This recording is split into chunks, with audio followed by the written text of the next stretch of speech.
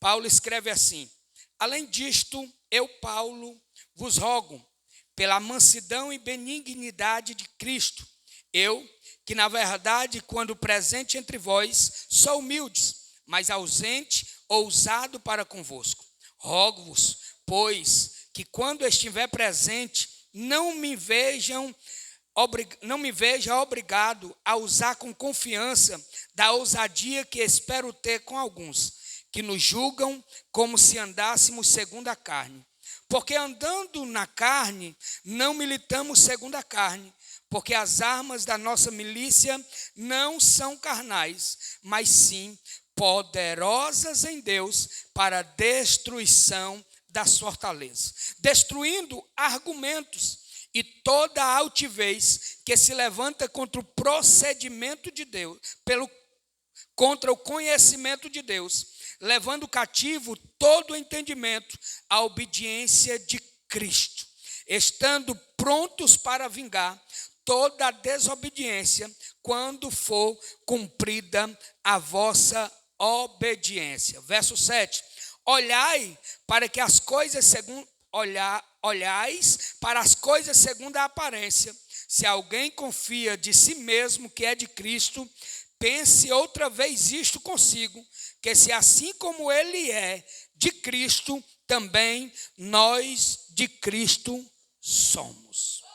Amém, irmãos? Paulo estava escrevendo para a igreja, aqui em 2 Coríntios, e ele, após exortar sobre a liberalidade que os irmãos tinham e como eles deveriam se comportar, ele entra em um assunto que se tornou um pouco pessoal para ele. Levanta-se no meio da igreja, aonde ele ganhou para o Senhor Jesus, aonde ele levantou e construiu. Levantam alguns querendo rejeitar a sua autoridade apostólica, querendo rejeitar a sua disposição em liderar essa igreja e em levar os irmãos a adorar o Senhor, como assim o Senhor exigia. Tanto é que quando eles se levantam contra Paulo, ele diz: Paulo, quando está pertinho de nós, é bem humilde, é bem tranquilo, mas quando ele nos escreve, ele usa palavras pesadas. Paulo escreve 2 Coríntios não apenas para defender o seu ministério, embora se torne uma defesa para ele, mas ele escreve principalmente para proteger o evangelho. Porque em todos os tempos e em todas as épocas aparecerão pessoas querendo desfazer daquilo que foi pregado e construído com muito sacrifício. Ele responde aos falsos apóstolos no capítulo 10. Se você em casa tiver a oportunidade de ler todo o capítulo 10, você percebe que Paulo, ele consegue desmistificar uma mentalidade que estava se infiltrando no meio da igreja de Corinto com o desejo de destruir a autoridade espiritual por Deus ali colocada, que era Paulo e os apóstolos. E quais eram os argumentos utilizados para isso? Os argumentos eles vinham cobertos de uma boa e bonita aparência. Por isso que Paulo fala muito forte acerca do perigo de parecermos alguém por fora e não sermos por dentro. Ele vai também combater a eloquência com que aqueles seus adversários tentavam enganar os irmãos da igreja de Coríntios. Meus amados, a igreja de Coríntios era uma igreja avivada. Era uma igreja que era cheia dos dons espirituais. Era uma igreja dinâmica, forte, uma igreja muito próspera espiritualmente. Por isso, essa igreja também era muito atacada. Essa igreja, ela enfrentava um ataque um pouco diferente. Porque o ataque contra essa igreja não era o mesmo ataque contra a igreja de Éfeso. O ataque contra essa igreja era um ataque de dentro da igreja.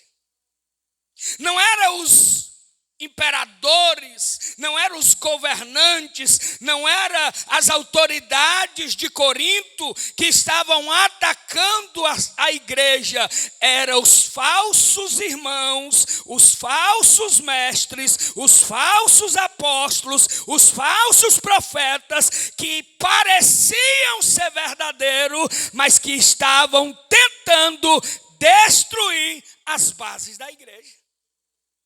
Por isso Paulo se levanta. E Paulo era acusado por ser fraco na presença e ser ousado nas suas cartas.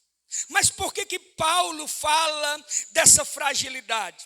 Paulo começa o versículo de número 1 dizendo: eu sou humilde quando eu estou com vocês, mas na ausência eu ainda sou ousado no meio de vocês. Isso não era fraqueza. A humildade de Paulo junto com os irmãos de Coríntios não era fraqueza, era o sentimento de compreensão e também a vontade de ensiná-los todos os dias, em todas as situações e em todos os momentos. Necessariamente, na ausência de Paulo, ele não teria o tempo para escrever como ele estava presente. Ele não poderia arrodear no ensinamento ou no aconselhamento. Ele teria que tratar o problema que estava acontecendo com a palavra direcionada pelo Espírito Santo. Para você entender esse contexto, eu quero que você entenda mais ou menos assim. Imagine você pai, imagine você mãe, ou imagine você que é líder de alguma coisa, seja na igreja ou seja no mundo corporativo. Você tem uma empresa e tem uns funcionários, ou você é gerente de alguma coisa, ou você tem uns meninos para criar. Em casa, você diz: Léo, meu filho, não faça isso. Aí o Léo vai ter o direito de perguntar: por que, mãe, que eu não devo fazer isso? Aí lá e vai a mamãe: porque isso. Faz um arrodeio. Quantos de nós já precisou tratar algo com alguma pessoa, mas antes de chegar no ponto primordial, começamos devagarzinho para não assustar, devagarzinho para não deixar a pessoa zangada, devagarzinho para fazer a pessoa entender, para que quando chegasse no ponto principal, ele tivesse apto para receber a exortação. Assim era Paulo. Na presença, Paulo teria condições de devagarzinho levar os irmãos à compreensão da vontade de Deus. Mas na ausência, ele teria que dizer: rapaz, a vontade de Deus é essa. Você está fazendo errado. Vocês vão ceiar, vocês desprezam os pobres e comem um banquete grande com os ricos e fazem acepção de pessoa. Por isso que a percepção de que Paulo na ausência era ousado e na presença era fraco. Ao contrário disso, irmão, Paulo na presença era um pastor, era um mestre, era um ensinador que tratava como alguém que considerava suas ovelhas como filhos. Como também na ausência ele continuava sendo tudo isso. Mas imagine comigo, pastor, e como isso funciona? Imagine você, a mãe do Léo, que a gente começou a usar ele como exemplo, é só exemplo, que esse menino é um menino de ouro, né? Uma bênção do céu. Mas imagine a mãe do Léo precisando corrigir ele. Léo, meu filho, não é para fazer isso. E ele: por que, mãe? Porque sim, e ponto. No telefone não dá para explicar, irmãos. A distância não dá para dialogar muitas vezes. A distância não dá para ficar conversando porque isso, porque aquilo. Hoje, graças a Deus, dá para a gente falar à distância, vendo o rosto um do outro. Mas nesse tempo, se Paulo precisasse ouvir os questionamentos dos irmãos para trazer a vontade de Deus para a correção deles, não teria condição hábil para resolver os problemas. Por isso que Paulo era direto na sua mensagem. Era uma mensagem sem arrudeio. Como diz os vídeos, quando tem uma palavra forte, o corte era tramontina, era rápido e era profundo. Assim era Paulo. E ele vai nos ensinando como isso funciona. Porque ele está falando de uma batalha. E o nosso tema hoje é quebrando fortalezas espirituais. Faz 9 dias que nós estamos em guerras. Faz 9 dias que nós resolvemos travar uma batalha. Posso lhe dizer com certeza, o inferno não está satisfeito. As trevas não estão satisfeitas. Satanás não está satisfeito. Mas e qual o problema para mim? E qual o problema para você? O nosso Senhor Jesus está conosco. E a Bíblia diz que maior é o que está em nós do que o que está no mundo. Então, se eu pudesse te animar a continuar, se eu pudesse te motivar a não desistir, eu ia te dizer, minha irmã, não temas, porque ele pode vir por um caminho, mas por 7 Deus destrona Satanás. Minha irmã, não desista, porque ele pode se levantar em todas as formas, de todos os jeitos, mas o Senhor está contigo. Você está numa batalha. E é muito importante nós entender que batalha é essa. Porque o problema não é apenas o inimigo. O problema é nós não entendermos por que nós estamos lutando. E qual a natureza da nossa batalha. Imaginemos comigo como eu vou guerrear com o inimigo se eu não sei qual o sentido dessa guerra. A natureza da nossa batalha, irmãos, ela não está baseada na vontade humana. Porque as armas da nossa milícia não são carnais, mas são poderosas em Deus para a destruição das fortalezas espirituais. Nós estamos em batalha, mas a maior resistência ao avanço do reino de Deus, para mim, para você, para a igreja do Senhor Jesus, não está lá fora. A maior resistência para o avanço do evangelho está muitas vezes aqui dentro. Por que não dizer aqui dentro? Por que não dizer aqui dentro? Por que não dizer em mim? Muitas vezes o evangelho não chega onde deveria chegar, porque eu não entendi aonde Deus quer me levar, por que Deus quer me levar, e por que Deus quer me usar, e como Deus vai me usar. É por isso que a Bíblia diz que até as pedras clamarão. Por que as pedras clamarão? Porque aqui dentro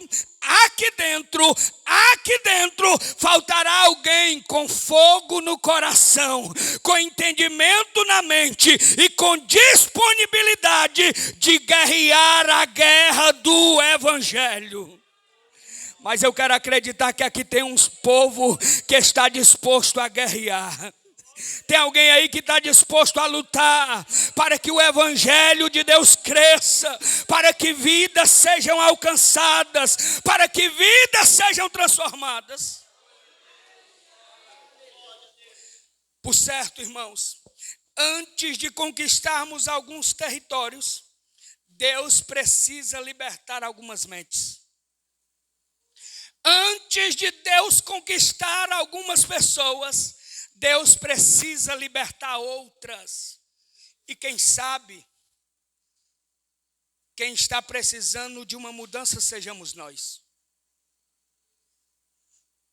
Eu desconfio muito quem prega que você está precisando de uma mudança. Nós estamos precisando, irmãos. Quando você pegar nesse microfone, você saiba que tão quanto falho o outro é, você também.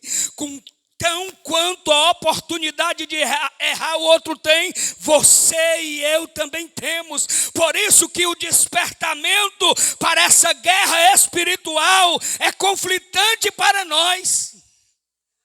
Porque qual de nós que estamos vindo constantemente, já nos cansamos no meio desses 9 dias, nós já tentamos até desistir no meio desses 9 dias, ou até faltamos no meio desses 9 dias, mas deixa eu te dizer, mesmo com tuas falhas, mesmo com tuas dificuldades, mesmo com as tuas impossibilidades, Jesus não te descartou do exército dele. Porque o homem descarta rápido, mas Jesus não. Então me ajude a pregar nessa noite, olhe para esse irmão e diga, ele está de olho em você. Ah, irmã, se você pudesse abrir os seus olhos espirituais, você não ia ver essa irmã de roupa verde, de roupa amarela, de roupa vermelha. Você não ia ver esse irmão de paletó bege muito lindo. Você ia ver um soldado e uma soldada no quartel-general de Jesus, armado para guerrear contra as obras do mal. Ei, você não é o bichinho de Jesus, você é o soldado de Cristo, você está no exército de Deus. Pergunta, quem vencerá essa guerra? O apóstolo Paulo, no versículo de número 3, ele diz, porque andando na carne, não militamos segundo a carne. Esse termo andar na carne, irmãos, não é um termo espiritual ou pejorativo. Porque toda vida que nós olhamos o termo carne na Bíblia, a gente olha com os maus olhos. Mas Paulo está falando, andando como pessoas normais, de carne e osso, como você e eu. Comedor de feijão, arroz, rapadura e de vez em quando picanha, quando Deus resolve nos abençoar. Tem alguém que gosta de picanha aí, irmão? É bom demais.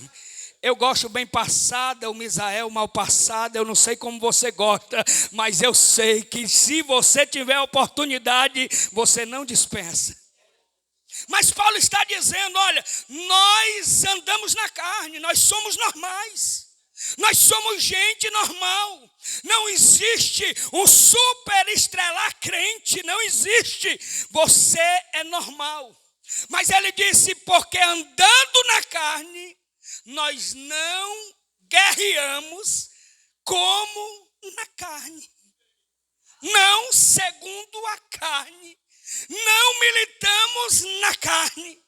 Porque se nós militássemos na carne, nós teríamos que fazer uma aula de luta, nós teríamos que fazer uma aula de tiro, nós teríamos que tirar um porte de arma, nós teríamos que ter uma munição bem forte, nós teríamos que andar armado, porque nossa luta era na carne. Paulo está dizendo, ei crente, você que é normal, que bebe água como eu, que come feijão como eu, que come rapadura como eu, você desse jeito aí, você tem uma luta espiritual. Esse é o sentido da nossa luta. Essa luta é uma guerra espiritual. Ela é espiritual, ela é invisível e ela é estratégica. Pastor, é muito difícil lutar com o que nós não estamos vendo. Realmente. É por isso que os nossos olhos espirituais precisam ser abertos. É por isso que nós temos que entrar na batalha como dependentes de Deus. O que não é essa guerra, pastor? Essa guerra não é um atrito entre pessoas. Essa guerra não é contra instituições. Essa guerra não é contra a cultura. Nós não estamos brigando quem vencerá a eleição presidencial, irmão. Se é A, se é B, se é direita, se é esquerda, nós somos conscientes qual o nosso dever como cristão. E nós defendemos aquilo que a Bíblia defende. Mas a minha guerra e a tua guerra é dia e noite contra um inimigo sagaz, feroz, que não tem pena e quer destruir a tua casa, quer destruir o teu vizinho, quer destruir o teu bairro. E Jesus levantou você como soldado dele. Pastor, e como é que isso funciona? Paulo escrevendo a Efésios, coloca aí por favor. Efésios capítulo 6, versículo de número 12 para a igreja ler. Efésios 6, 12, 1, 2, 3.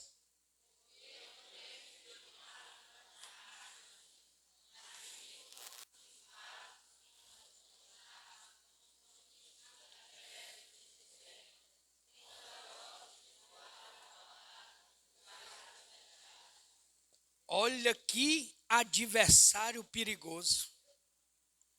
Porque se o meu adversário fosse o pastor Edvan, eu estava vendo ele. Eu ia me preparar para lutar contra ele, normal. Imagine, pastor Edvan. Mas o meu adversário, ele está numa posição que a Bíblia chama principados e potestades. Príncipe das trevas desse século. Hostes espirituais da maldade nos lugares celestiais. Irmãos, quando tratarmos pessoas como inimigas, perderemos a guerra espiritual. Às vezes o inimigo pode até usar alguém para te entristecer, para te deixar cabisbaixo, até para te magoar. Talvez a própria pessoa não precisou nem do inimigo. Ela estava num dia mau e te feriu. Isso acontece comigo.